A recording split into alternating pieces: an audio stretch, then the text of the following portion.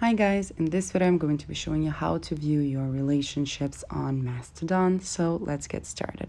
First, we're going to start off by clicking on the icon in our top right corner. It's going to take us to our settings. Now we're going to swipe up, and here in the boring zone, the first option we have is account settings. So we're going to go on and tap on that. Now we're going to select continue. And it takes us to our account settings. While we're here, we're going to click the icon in the top right corner, the three stripes. And here we're going to select follows and followers. So we're going to go on and tap on that. That's the third option we have below preferences.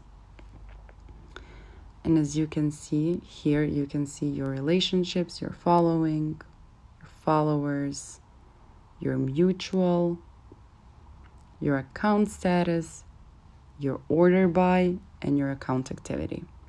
And that's how it's done. Thank you for watching. Do click the like button if this video helped you and subscribe to our channel for more helpful videos. Bye!